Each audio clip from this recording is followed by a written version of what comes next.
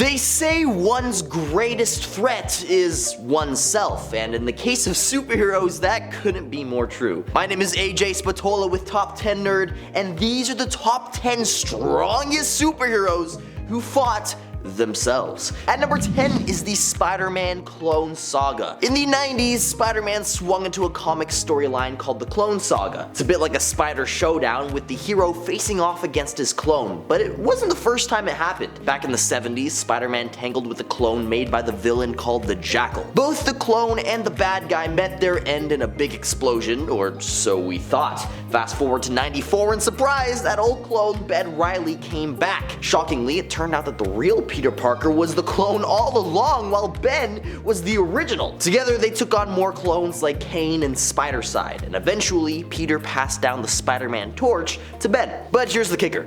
It was all just one big scheme by Norman Osborn, the big baddie here, as he fiddled with the DNA test results to mess with Peter's head. And when Ben sacrificed himself to save Peter, his body poofed away like the other clones did. At number 9 is Supergirl versus Dark Supergirl. So the story here is that Lex Luthor crafted a clone of Kara Zor-El using black kryptonite. Now this clone, known as Dark Supergirl, wielded incredible power, taking on the entire Justice League all on her ones. This showdown spanned across the moon and into Gotham City, showcasing an epic clash. Dark Supergirl's uniqueness lay in her speech, known only in an unknown language. Now the conflict reaches climax until Wonder Woman intervened, using her lasso of truth to reunite both Supergirls into a single being. If you're enjoying the video so far, you can support the channel by pressing like, subscribing to Top 10 Nerd, and ringing that notification bell. Please do it, it's free, so what do you got to lose? At number 8 is Iron Lad versus Kang the Conqueror. Iron Lad is a younger version of Kang who fights to avoid becoming the very villain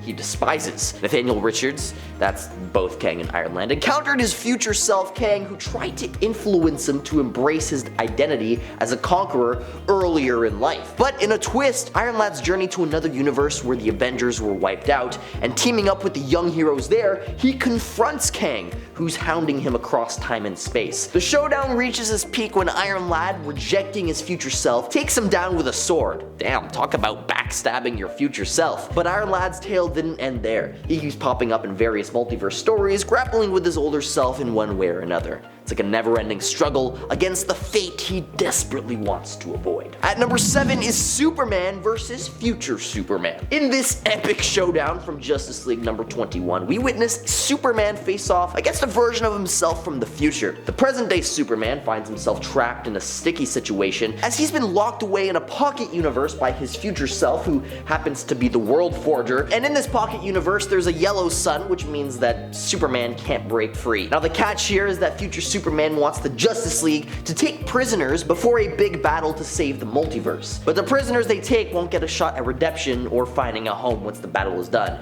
And that doesn't quite sit well with what the Justice League stands for. Now while the League thinks that the Future Superman's team is on the up and up, readers can sense something fishy. There's this feeling that everything is a little bit too perfect in the 6th dimension where this future team operates. At number 6 is the Silver Surfer versus the Cosmic Messiah. The story revolves around a religious fanatic searching for a savior, wanting the Surfer to take on that role. Refusing, the fanatic creates an empty body, transferring the Surfer's powers into this new being. The Cosmic Messiah gains the Surfer's abilities and memories, showcasing emotions similar to him, even recognizing the Thing and developing feelings for Alicia Masters. Believing humanity's salvation lies in transforming them into pure energy, the Messiah starts this process. Now the Silver Surfer and the Thing oppose this, leading to a big clash. Unfortunately, they're turned into energy themselves. Now thankfully, Alicia convinces the Cosmic Messiah to reconsider, and he reverses the transformation and leaves to discover his own path. At number 5 is the Justice League versus the Crime Syndicate of America. The Justice League, known by almost everyone, are the OG superhero team. Back in the day, if you quiz someone on Earth's top heroes, they'd fumble through and maybe land on Spider-Man or Wolverine, but the Justice League? People could reel off those names without breaking a sweat. Now, the Avengers take on the big bucks, but there's an underlying coolness to the Justice League. But in the DC universe, with its multiple Earths,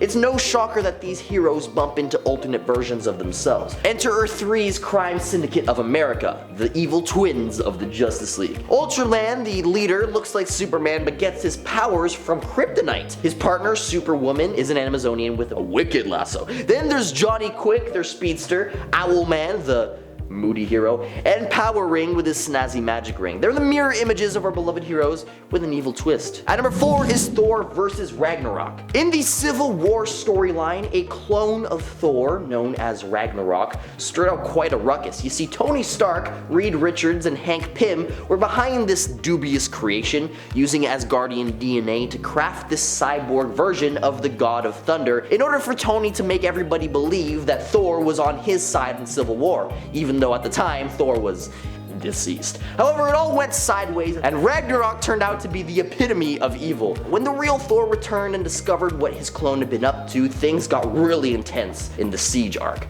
Thor, with his mighty powers, faced off against his twisted counterpart Ragnarok, which was fueled by anger at Thor's new Asgard aim to settle the score. But here's the twist. The real Thor effortlessly outmatched the clone. His godly powers were just too much for Ragnarok's cybernetic abilities. Thor naturally emerged victorious, shattering the clone's bravado. And even though Ragnarok has been rebuilt, he's yet to summon the nerve to challenge Thor again. At number 3 is the Beast versus the Dark Beast. Now, the Dark Beast is a version of the kind-hearted Hank McCoy, also known as the Beast from the X-Men, but in this alternate reality, called the Age of Apocalypse, things took a dark turn for our furry blue friend. Unlike the Beast we know, Dark Beast was on a quest for power and wasn't afraid to cause pain to get it. He worked for the big bad Apocalypse, doing cruel experiments to create the ultimate mutant. When his universe started crumbling, he took a risky move, zipping himself to the 616 universe. In this new place, Dark Beast clashed with our Beast, and let's just say it was not a friendly chat. Dark Beast got the upper hand, locking up our Beast and even pretending to be him among the X-Men. Their battles were so intense, showcasing the clash between two versions of the same hero but with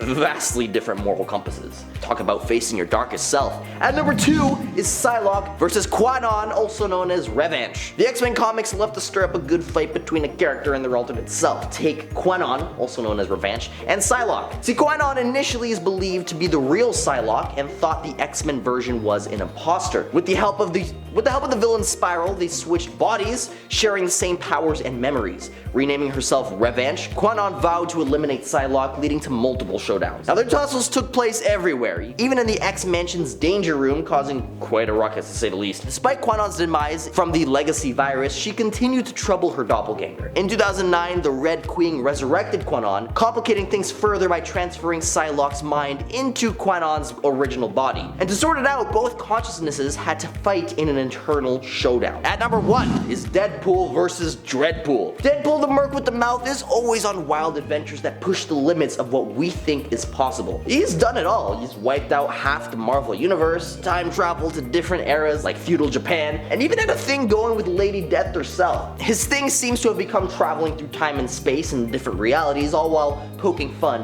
at how crazy it is. Now, what might surprise you is that Deadpool has fought himself multiple times during these adventures. I mean, that's not so surprising now that I think about it. In Deadpool Unalive's Deadpool, he hacked through evil versions of himself from alternate universes, and at the climax was a clash between Deadpool and Dreadpool, who was going on a rampage, offing superheroes, villains, and even famous book characters from other realities. In the main 616 continuity, Deadpool faced off against an evil Deadpool, a grotesque clone assembled from parts severed from Deadpool's body over the years. Pretty wild, but it's just another day in the life of Deadpool. As always, if there's a superhero who's super strong who fought themselves that you think I've missed, feel free to let me know down in the comments. This has been AJ Spatola with Top 10 Nerd, and I'll catch you all in another video. Later, nerds.